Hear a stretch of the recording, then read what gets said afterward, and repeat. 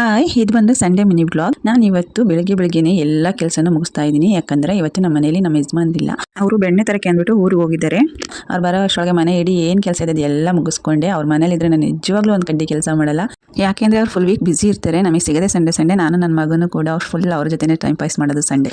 ಅವ್ರು ಊರಿಂದ ಬಂದರು. ಬರೋಷ್ಟೊಳಗೆ ಚಿಕನ್ ತಗೊಂಡು ಚಿಕನ್ ಬಸ್ಸಾರು ಮಾಡು ಅಂತ ಹೇಳಿದ್ರು. ಅದನ್ನು ರೆಡಿ ಮಾಡಿದೆ. ಹಾಗೆ ಊರಿಂದ ಬೆಣ್ಣೆ ತಂದಿದ್ದಲ್ವ, ಅದು ಬೆಣ್ಣೆ ರೆಸಿಪಿನ ತೋರಿಸ್ತೀನಿ. ತುಪ್ಪ ಹೇಗೆ ಮಾಡೋದು ಅಂತ. 6 ಸೇರು ಬೆಣ್ಣೆ ತಂದಿದ್ದಾರೆ. 6 ಸೇರು ಬೆಣ್ಣೆಗೆ ನಾನಿಲ್ಲಿ 4 ಗೆಡ್ಡೆ ಬೆಳ್ಳುಳ್ಳಿ, ಒಂದು 5-6 ಅಳಿ ಕಲ್ಲುಪ್ಪು, 1 ಸ್ಪೂನ್ ಆಗೋಷ್ಟು ಮೆಂತ್ಯ, ಒಂದು 5-6 ಕಾಳುಮೆಣಸು, ಒಂದು 5 ಲವಂಗ, ಮತ್ತು ಒಂದು 4-5 ಏಲಕ್ಕಿ, 2 ವೀಳ್ಯದೆಲೆ, ಸ್ವಲ್ಪ ಅರಿಶಿನದ ಪುಡಿ, ಇಷ್ಟನ್ನ ಹಾಕಿ ತುಪ್ಪನ ಮಾಡಬೇಕು. ಚೆನ್ನಾಗಿ ಬರುತ್ತೆ. ಅಷ್ಟು ಇಲ್ಲಿ ಮೆಂತ್ಯನ ಹಾಕ್ಬಿಟ್ಟು ಸ್ವಲ್ಪ ತವಾ ಬೆಚ್ಚಗಾಗೋಷ್ಟು ಹುರ್ಕೋಬೇಕು. ಫುಲ್ ಬ್ಲಾಕ್ ಮಾಡ್ಕೋಬಾರ್ದು, ಕೆಂಪಗಾದ್ರೆ ಸಾಕು. ಅದ್ರ ಜೊತೆಗೇನೆ ಲವಂಗ, ಏಲಕ್ಕಿ ಮತ್ತು ಕಾಳುಮೆಣಸನ್ನ ಹಾಕಿ ಸ್ವಲ್ಪ ಬಿಸಿ ಮಾಡ್ಕೋಬೇಕು. ಅದು ಬಿಸಿ ಆದಮೇಲೆ ಅದನ್ನು ಪೌಡರ್ ಮಾಡಿ ಇಟ್ಕೋಬೇಕು. ಪೌಡರ್ ಆದಮೇಲೆ ಅದ್ರ ಜೊತೆಗೆ ನಾವು ಬೆಳ್ಳುಳ್ಳಿನ ಕೂಡ ಗೆಜ್ಜಿಟ್ಕೋಬೇಕು. ಆಮೇಲೆ ಬೆಣ್ಣೆನ ಬಿಸಿ ಮಾಡೋಕೆ ಇಟ್ಕೊಂಡು ಪೌಡರ್ ಮಾಡಿ ಇಟ್ಕೊಂಡಿರ್ತೀವಲ್ಲ, ಆ ಪೌಡರು, ಬೆಳ್ಳುಳ್ಳಿ ಮತ್ತು ವೀಳ್ಯದೆಲೆ, ಅರಿಶಿನದ ಪುಡಿ, ಕಲರ್ಗೆ ಎಷ್ಟು ಬೇಕಾಗುತ್ತೋ ಅಷ್ಟು ಅರಿಶಿನದ ಪುಡಿನ ಹಾಕೊಂಡು ಕುದಿಸ್ಕೋಬೇಕು. ಅದಕ್ಕೆ ಕುದಿಯೋ ಟೈಮ್ ಬಂದಾಗ ಅದಕ್ಕೆ ನಾವು ಕಲ್ಲುಪ್ಪನ್ನ ಸೇರಿಸ್ಕೋಬೇಕು. ಆವಾಗ ಕಲ್ಲುಪ್ಪನ್ನ ಸೇರಿಸ್ಕೊಂಡ್ರೆ ತುಪ್ಪ ಮರಳಾಗಿ ಬರುತ್ತೆ.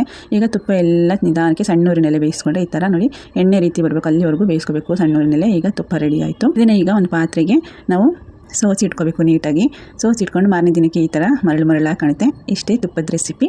ನಾನು ಮಾಡಿರೋ ತುಪ್ಪದ ರೆಸಿಪಿ ಮತ್ತು ಈ ವಿಡಿಯೋ ಇಷ್ಟ ಆಗಿದ್ರೆ ಲೈಕ್ ಮಾಡಿ ಮತ್ತು ಫಾಲೋ ಮಾಡ್ಕೊಳ್ಳಿ.